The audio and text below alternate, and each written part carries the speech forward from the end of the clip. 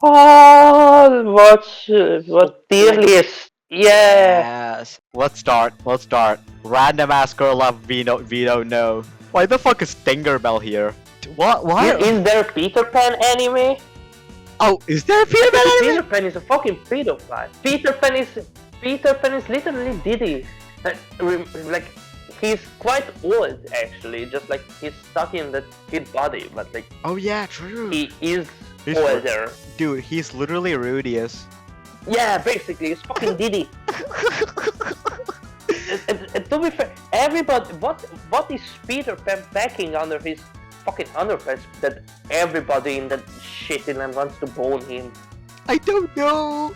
How would Tinkerbell fucking bone Peter Pan? She's smaller than a kindergartner's dick.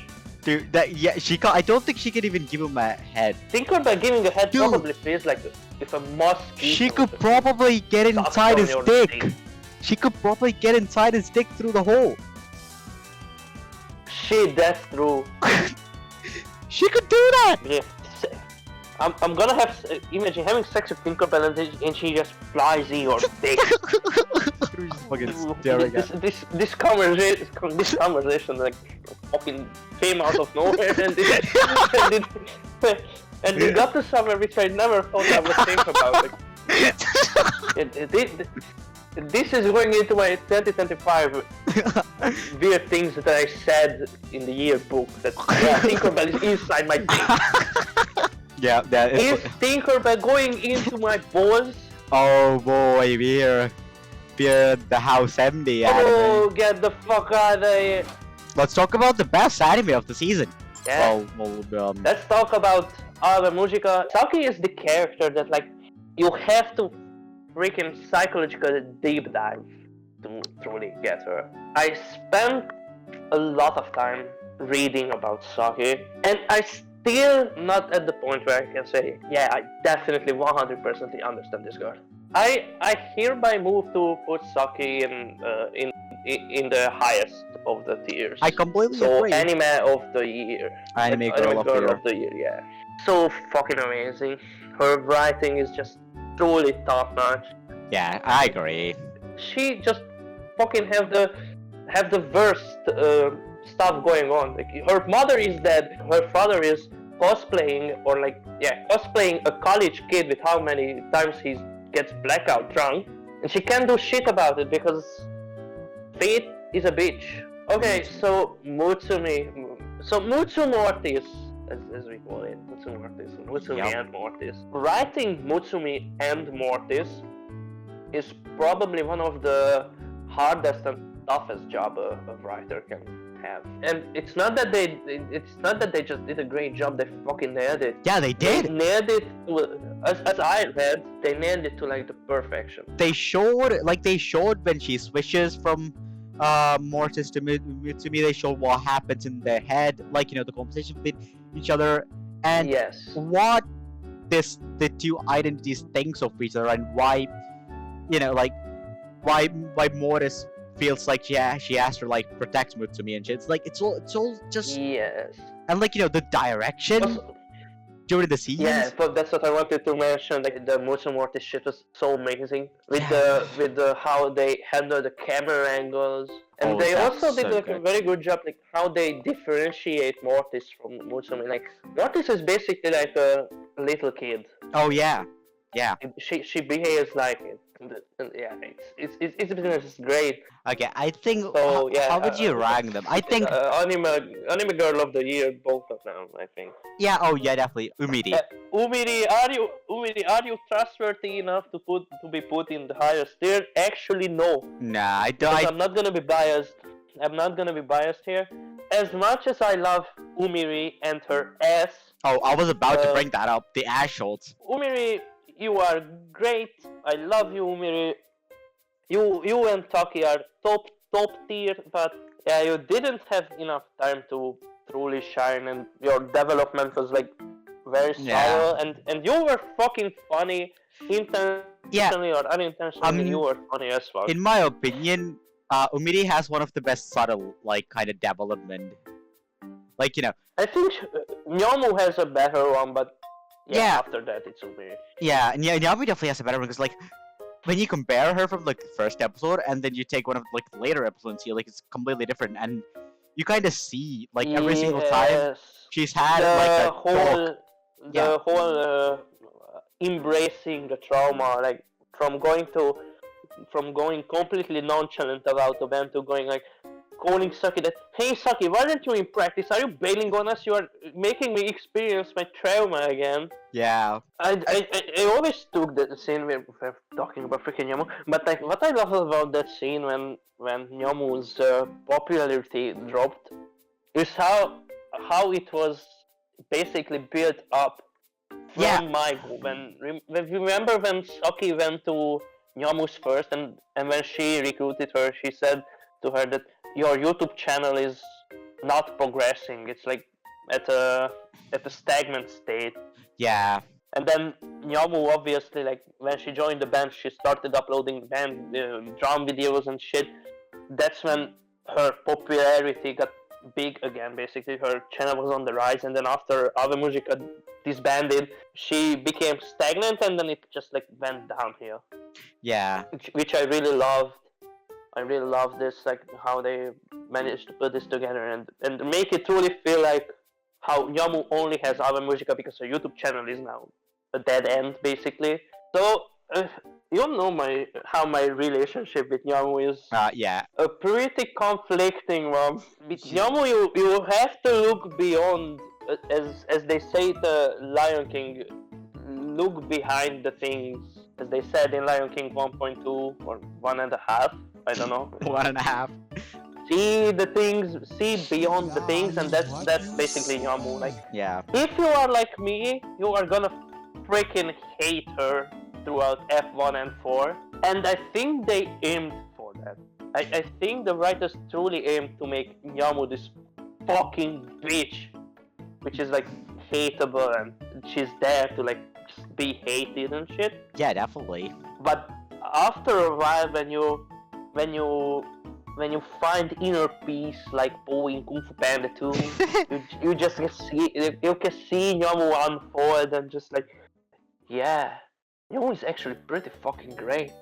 I've been telling you, Nyamu's great. Like I hadn't even watched Ave Musica. I was like, Nyamu's gonna be good. What are you talking about? And you were just bitching on her like there was no tomorrow. I was bitching till like episode 7 or something. I was bitching for 7 straight Yeah. weeks. After like episode 2, I was like, hey, Nyamu's kind of chill though. Like I can see why she did that, and I can see that she's clearly struggling with a lot of like her own shit as well. I'm like, you know what? No, nah. Maybe I can kind of empathize with her.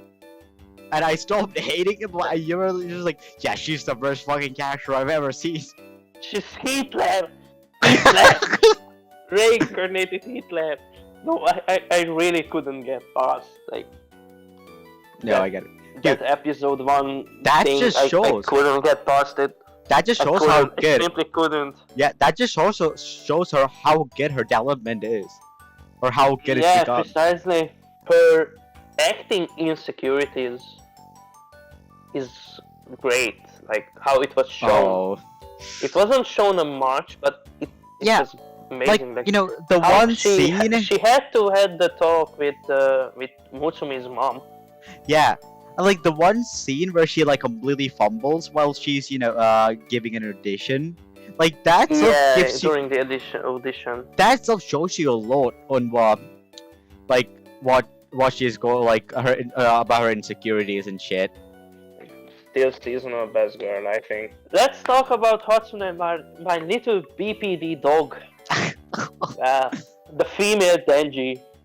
We talked about Ave Musica for 30 minutes now, and we hit Hatsune, and then I'm just like, I took a deep breath, and then I realized that I'm speechless. I just can't put it into words. Yeah, it's What I feel about Uika or Hatsune, fucking Hatsune. It's just really freaking hard to talk about her because, god damn it, she's so freaking amazing and so You want me to complex, but try? it's just hard. You want me to? Actually, I'm tearing up. I'm tearing up as I'm speaking about her right now. Aww. Yeah, it actually feels out of this world that I can talk about her right now. I don't know why. Even though I can't say shit because there's so many things that has or need to be said. Do we begin with her obsession with Saki? Do we begin with episode 11? Let's just start with Let's just start with the beginning, right?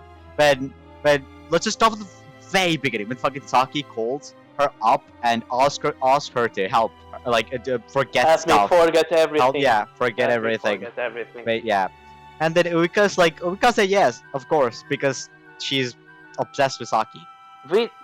Without a doubt, like, instantly yes. Yeah, yeah, I've thought it out, and it's not really said much on why she said yes so fast in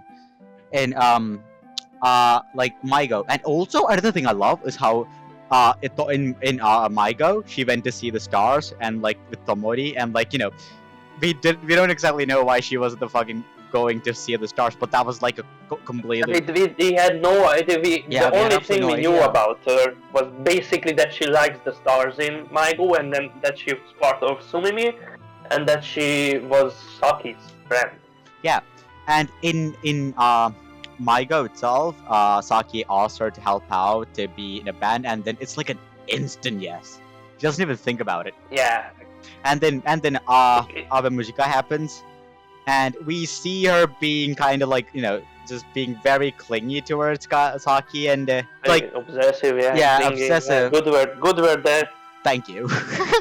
and she's like I don't care as long as I'm with you. I'm ready to do everything and stuff. And then we don't know anything about quote unquote Uika.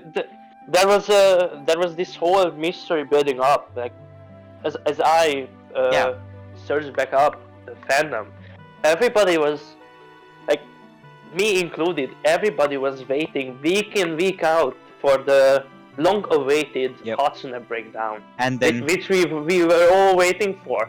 And because we knew it was coming. It was building up. Everybody was invested in what her backstory could be. Why is she like this? What does she actually think about Saki? Why is she so obsessive? How does Saki feel about all this? Everything that relates to this was truly what piqued the fandom interest, and probably every week this was the most anticipated thing. Yep. Everybody wanted to see Hatsune shine. We knew nothing about it. Like we watched episode 10 together, which was the last episode we watched. Yes. And then Saki's grandfather comes in, and then she's like, "Go home, Hatsune." And we were like, "Oh, Hatsune." Oh, that's shit. Yeah, that's what the fuck is Hatsune? Yeah. And then I don't know where I remember like tweeting something about her, and then it was like, I fucking love you, whatever your name is. Oh yeah, hero. It was because I got pissed off. It was in the suicide note you wrote. You're like, hi Uika, or whatever your name is. Yeah. It was in the suicide note. Okay, so the suicide note was after episode 11. Joey watched it and wrote a suicide note because he just couldn't handle the episode. And I did that too because I watched it. He wrote a suicide note before the episode even started because like I watched it and he was like, "How fucked are we?" It's from a scale to 1 to 10. How fucked are we? I was like, that whole 1 to 10. Build up for episode 11 was fucking horrible. Yeah. I was so scared going into it. Oh, dude. It legit was I legit thought about not watching it. Yeah, I know you did. That's how scared I was. Haven't praised the voice actors at all so far. Not just about Sasaki Riko, but like everybody in Ave Mujika is so fucking amazing as a voice actor. Like Ave Mujika is so far to me as a semi-pro voice actors. I say that the voice actors are the best at their job. Everybody should pay their voice actors more. Let's get this out of the way. I would increase the voice actors' payment to a normal actor's payment. The amount of effort they put in they practice for like hours and hours, and they have to record it like multiple times, and they, Yes. it's also very stressful. It's a very stressful job. And the problem is that voice actors don't even get recognition because Oh. yeah, who's gonna bother looking up who Yeah, voiced it's just the character? Like, very big voice actors like Kananazawa or like Rei Takahashi that gets the recognition, and there are a lot of very underrated voice actors that yeah, even does better than like the popular ones. if this would be a competition, the Ave Mujica voice actors fucking schooled Rei Takahashi in every aspect. That theoretical episode is probably the best episode in Ave Mujica as a whole, honestly. Oh yeah, I agree too. It's one of the best and episodes ever done, because like the whole concept of it being a theatrical episode, like it's not even actually happening. Yeah, So- it's just inside the head. It's not happening. It's just Yeah. to tell the And I think viewer it's genius. her backstory. Yeah, and she's just But literally it's she's worse. just talking. And she for the 80% of the episode, it's just her and her talking about her life. Yeah, I think all of it. Besides that final scene, I think it's just. Yeah, her in that's that why I episode. said 80% of the episode. And not just the voice actor performance, that whole episode as a whole that explains Hatsune's situation really well. I think and it's quite relatable. Like, yeah, if you think about it, her being that obsessive after all this shit is it's pretty understandable. Yeah, I mean, she was the only person that ever gave her the affection she needed, and she- Saki was the only person who saw her as herself, Yeah. quotes, because yeah, but yeah, she was the first and only one who didn't see her like in her mind as a liability. She was just someone who she knew. Sorry, Hatsune ranking. I mean, we spent a Yeah. good amount of time here. Probably Anime Girl of the Year, and I would say this is my official declaration as Hatsune being my third best female character of all Ooh. time. Say whoever wants to say what do we want to say about how Ave Mujica was paced, how it was written, how it's too absurd. Ave Mujica is and always will be one of the best 13 episodes anime that you could have watched weekly, interacting with the fandom, analyzing it and everything. The experience is unmatchable, I think, even if you are a hater or as much as a lover I am. It was amazing, and I doubt there will be anything like Ave Mujica in a long time that could move a fandom so much as Ave Mujica has. bad Baho. Shit! Trash! At least we can talk about fucking medalists. Engi Studios finally managed to make something good. Okay, so let's go. And because the medalist girls are kids, we're technically supposed to put them in the Joey tier, which is my own tier. Thank you very much, Karma, for the appreciation. I'm gonna cheat and say just let's put them in. I wasn't planning. In a different tier. I wasn't planning to put them in Joey tier either, because like they're not just kids, Okay, man. glad we. Because They are not just kids. We have to. and also appreciate they're kids for a reason. Like the anime treats these kids as how like actual kids are. Like a lot of that's what I love about the metal stuff too. Cause like they are kids, and a lot of anime kind of yeah. portrays kids in like this different way, like this fucking anime way of showing kids. And sometimes they don't even act like kids. But in Medalist, even if we have this, this flow of where they're going ice skating, and there are a lot of they have to take a lot of shit seriously and stuff. They're still kids, and the anime, Yeah. the series shows them as kids, which I love. Inari, right? Yep. Two season. Inari in like seasonal best girl. Yeah, me too. Hikaru in good, I think, because her time will probably be in season 2. She's still Yeah. great, just not enough. Yeah, Not like- enough scenes to like truly put next to Yamu, Umiru, and Inari, because we have to be consecutive. Okay, so this is Okitsura. My daily How life do in you judge a Philippines. character when she's in an anime which is mostly about showing a culture and their habits and stuff? They're showing That's the Philippines. question because they are pretty standard characters. I think they all goes in the mid or good. Yeah. Let's go. Solo leveling. Okay, solo leveling. The aura stinger. I'm gonna get crucified. The I'm aura gonna get stinger. crucified for this, but I'm gonna get crucified. Solo leveling doesn't have a good female cast at all. They are hot, and that's it. If you ask me, like they aren't bad. They are mid.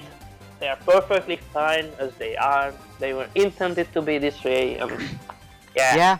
Okay, look, I know you enjoy the anime. The manga reader here, I'm the anime enjoyer. I'd say she's good.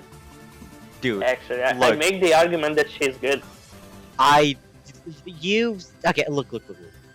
She's stupid. She's stupid. But everybody in the anime is stupid. Yeah, but that's the fucking the entire reason why you like it is because it's bad. And I'm pretty fucking sure the author didn't write this meaning for it to be bad. There are shows which are bad because they're meant to be bad, like they're meant to be stupid fun. You know what? A great argument for this is the Minecraft movie. Like they made that knowing it would suck, and that's why you go and enjoy it. Actually, as someone who hasn't seen the Minecraft movie, Yeah, but I mean, I actually heard an opinion which is opposed to this from the major Hungarian movie critic YouTuber who said that the Minecraft movie actually tries to be much more than it is and tries to take itself seriously instead of being shit. okay, but I don't know, I haven't seen the movie. I'm just stating this out. But you get what I mean, right? There's Yeah. But with this shit, it's straight up bad. And yeah, it's so stupid that you can enjoy it. But the fact is still there that these characters are still shit. Okay, you can enjoy them, but you know what? But Mona is really hot. That's why I'm putting her at least in bad for hot. What the fuck? What? Yeah, sorry, I just checked some Champions League results. Arsenal won 3-0 against Real Madrid. How the fuck? You say Mona is bad but hot? Yes, I am saying Mona is bad for hot. You know what? I'm laughing you. Let's go. Yeah. Let's go. Okay. Apotheker Diaries. Yeah. Apotheker Diaries is still amazing, and Mao is a very outstanding female lead. Obviously, I'm a sucker for these mystery series, so if I see a cute girl solving mysteries, I'm basically all set. Apotheker Diaries is truly great. I can ramble about it, but I'm not gonna, because I can't contain myself. But Yeah, it's gonna turn into another Ave Mujika segment. I think majority of our viewers, or your viewers, I don't know how. I'm quite intrigued with this channel, so I probably can say our viewers. You can. Know what Apotheker Diaries is about, so I don't have to say why Mao is good, I hope. Yeah, so, she's very popular. She's the best girl for me. Yeah. For me, Mao is. Okay, and let's talk about my other nemesis, my final nemesis from this season before 100 Girlfriend, which is the actual main villain of the season. The Guild Receptionist anime, which absolutely does suck. Thank you very much. I'm gonna say 4 lines, and this will describe the whole anime. I hate. Let me get into my voice acting shit.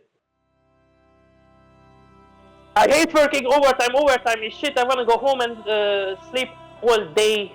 But I also okay. Let's abandon this whole idea. This sucks. Okay, yeah, this doesn't work right now.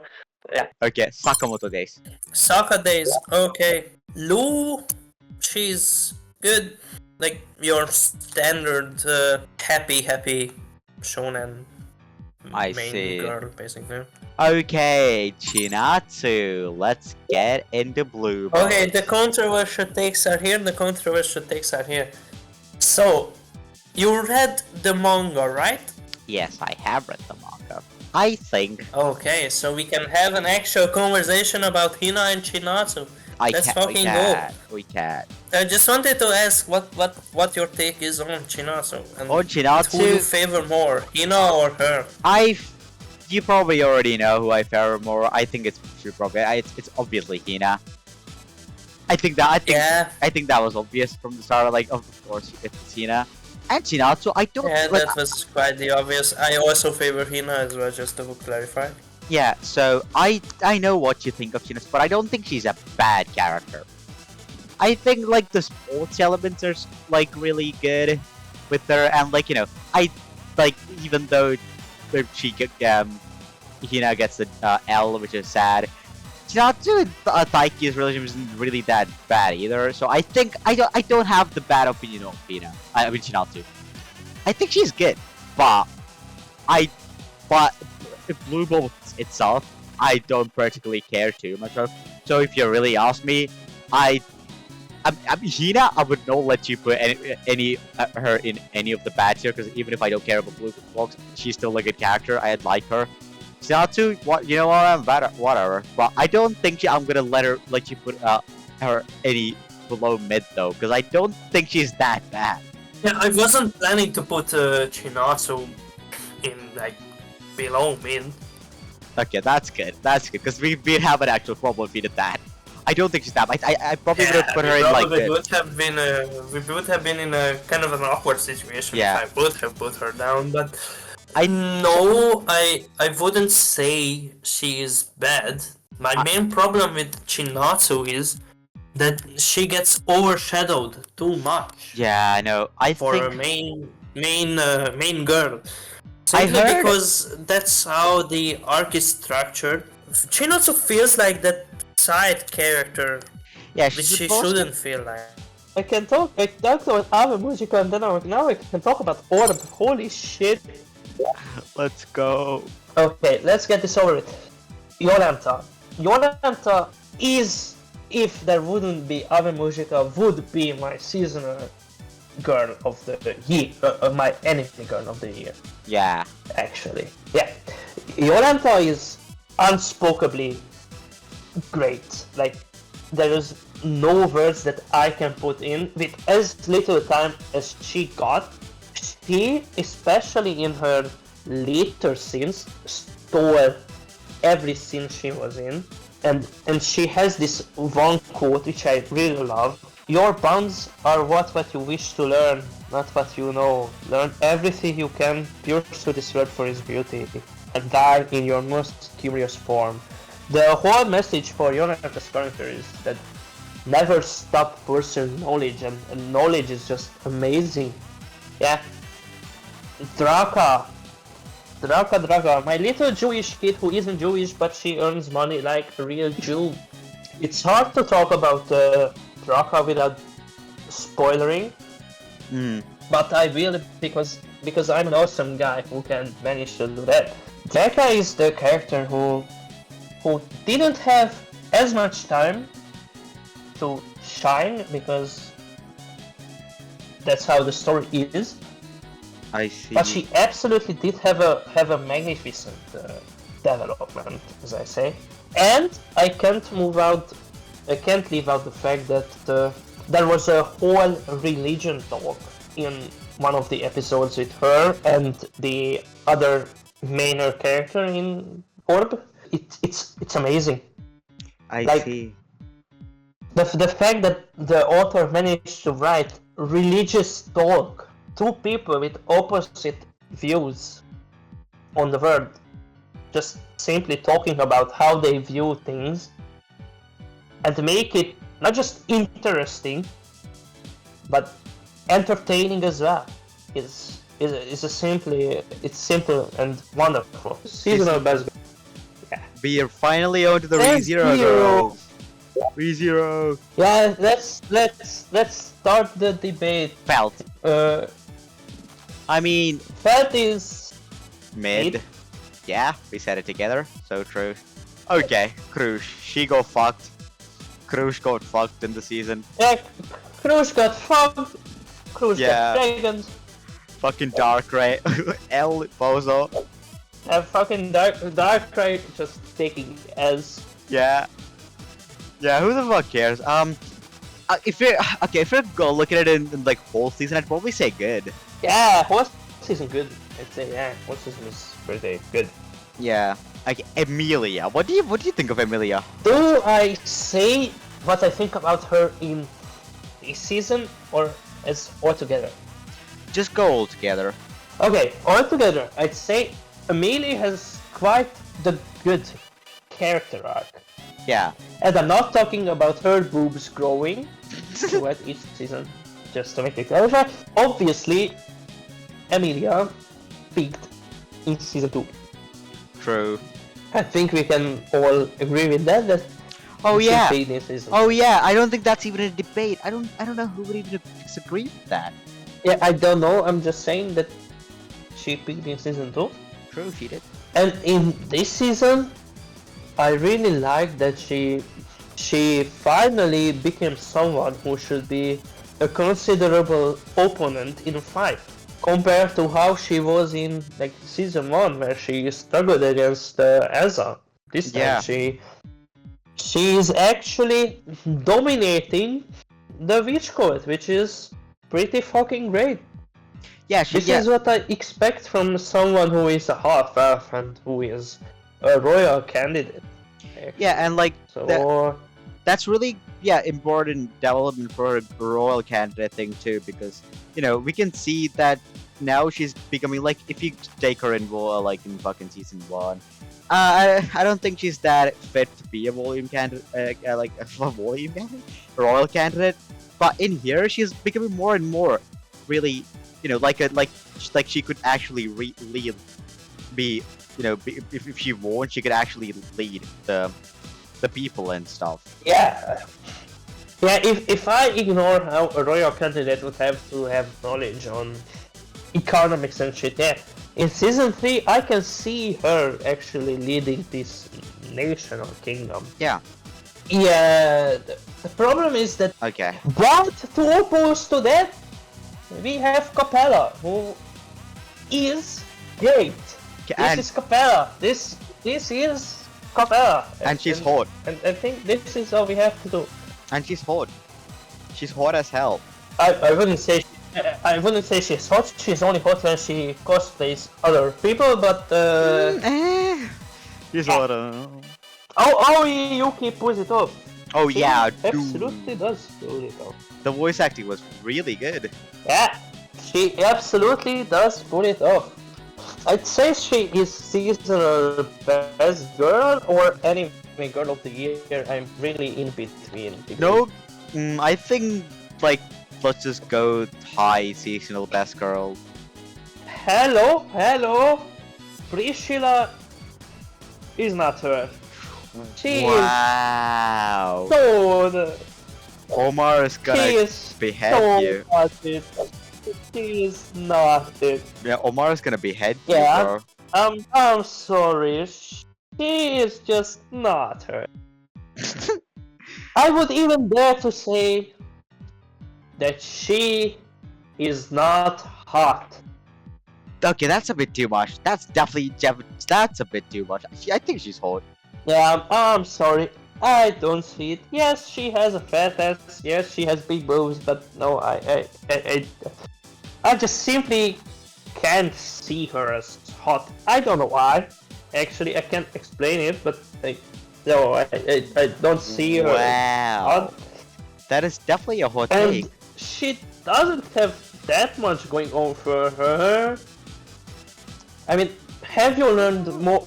Just ask this simple question, and if you answer in a satisfying way, I can agree to move her to good. Have you learned more about Priscilla than you know her in season 1? In Arc 5? Oh, nah, This not really. Or whatever this season was. Not really. Have you learned more about In- Priscilla this season than you knew in season 1? That's the question I'm asking. Shit. It might be a... Yeah, no, fair enough, man. hello everybody. We are actually not back because we haven't gone away, but we have Pi joining us Yeah, for the 100 girlfriend girls ranking video. he's the Pi Karame is a highlighter. famous YouTuber and Twitter user. We are very honored to have him here. Let's clap him. Yeah! Hello, Pi! Hey. Hi. Hi. Okay, so Hello. we desperately needed him for the 100 girlfriends tier list, and he came Yeah, we exactly. needed you because we needed someone who will oppose me. Yeah. Do we need like another hour and a half discussion? You know what? Sure. Hopefully not, because we talked about our Mujika for an Yeah. hour probably. So The Avery is recording- already rocking at 6 a.m. or 5. No, don't worry, 5. We actually like Karana here, so just we are She's the listening. greatest Sundari ever created, period. Well, Okay, I can actually disagree with that, but I'm not gonna because I can see why you say that. The whole point of So- the series is to exaggerate tropes in romances and harems, and I think they perfected her exaggeration to the point that I think they perfected the Sundari trait with her, in my opinion. Yep, I can definitely actually Why agree the with take? that take. I can agree with that actually. Joey as much is- as sensible I can be, yeah. Joey, you're talking Karana like a. is the perfect tsundere created for a parody series. I think the reason why she should be put up there is because she is basically the straight man out of everyone and is pretty much the one that holds the glue with all the other Mhm. girls in terms of shenanigans. Which is kind of funny given she's a tsundere, but she's the one that actually acts the most sensible when it comes to the actions of everybody else. And I think that is a trait that is very Yeah. I actually mentioned that to Avery before you came in here, that when we talked about the girls, that how Karana is basically like the voice of reason in all of these all shenanigans that is happening in 100 Girlfriends. And Umiri, I'd say, Alright. yeah. Sure. But let's talk about Nando, a 100 Girlfriend character who I can actually love. I Alright. was actually shocked by the time I kept up with the manga where I placed her personally. Yeah, back then, Nano, I liked her quite a lot. I find her super fascinating because of how her mold continues to break because of certain girls like Shizuka and stuff. Nano is the only girl in 100 Girlfriends who I truly interested in, to say the least.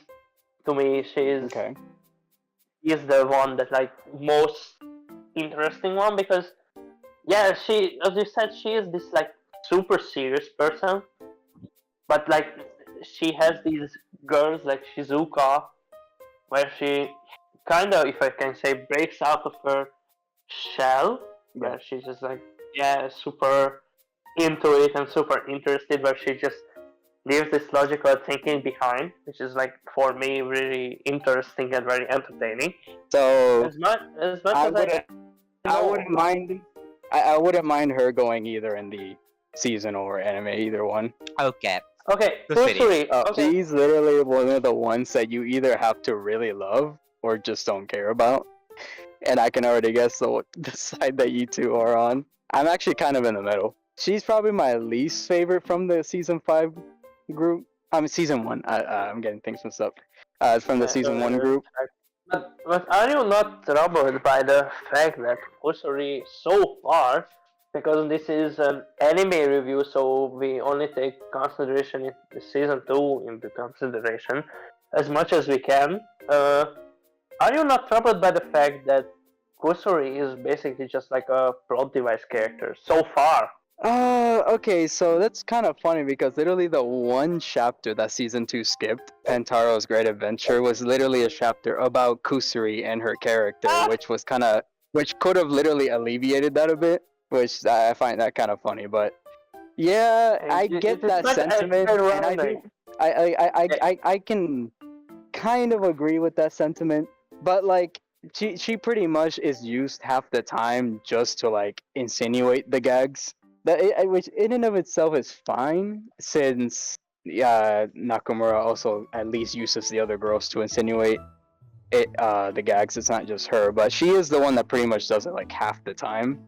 So I can get why that could be like kind of grating, or can get dull for some people, but I still think it kind of makes up for. I just find it really funny. It kind of balances it out, and I just think she's Yeah. good.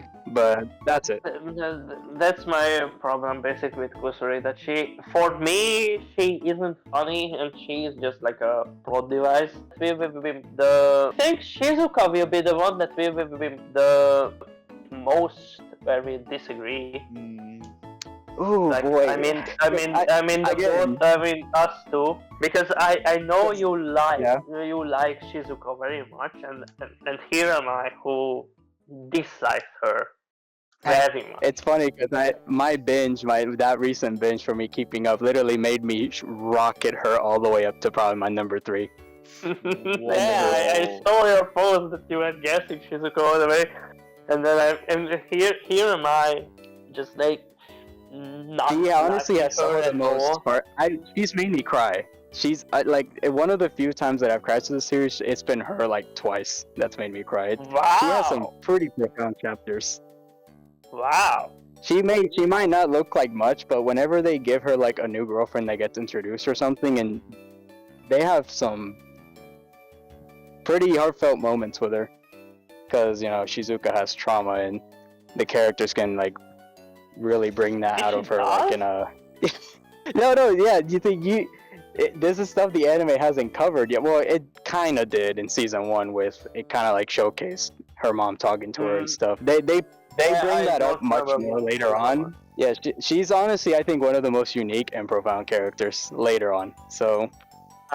So it's later on when she gets like really good, because so far to me, Shizuka is just like that cute, shy girl trope kind of character, which I have a beef with because I hate them. She'll cook. That's why I don't like. Okay, I believe you that she will cook, but so far to me, Shizuka is that cute little girl who is shy, and then just that's it to me so far. Anime only, so if they tell me that, I'll be like, okay, that's understandable. Next, the Hanazonos. Don't worry, Pai, I don't have a problem with Hikari, besides that I always mix her name up with her mother, so... It's simple for me. Hahari is simply just... I love both of them, but Hahari is just a better Hikari, so I'd put her over Hikari. That's So you would put Wow. Didi instead of Hikari. She generally has... I know, it seems horrible to gas Diddy. Am I the only one Yeah, that gets no, annoyed no. at Hahari? Why you are talking with me and Avery? You are talking to me, who is essentially the Didi of Twitter, and you are talking with Avery, who I raised up as Didi. I put Hikari in a higher tier, because her dynamic with Karane is... Yeah. She can be Diddy all she wants. Yeah, Free Diddy. she can be Didi. Free Didi. She gets the Didi pass. I think we should both of them in good. But I leave it to you, Avery, who do you want to put ahead. And if you have an argument against... I don't like Hahari. Oh, he feels afraid. He's gonna get attacked by her. Oh, the problem I know. is that it's 5 AM, so he's like hiding again, but we really are curious about your takes, Avery. This is your video after all. So, I do find Hahari a bit annoying. I don't think I have to explain too much with that.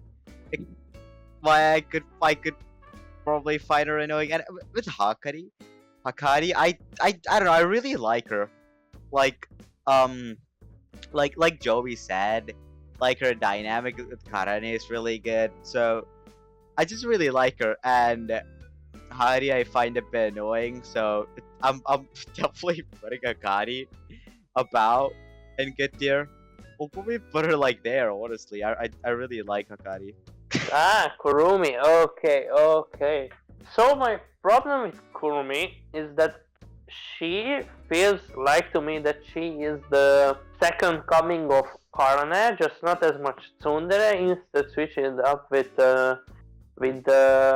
I'm eating too much trope, which the eating too much trope for me is not funny. She's supposed to be the subtle tsundere. Kurani's a very loud, typical tsundere, but then Kurumi's kind of more of the. She tries to bite it back. Mm-hmm. And to me, it's a plus because I love.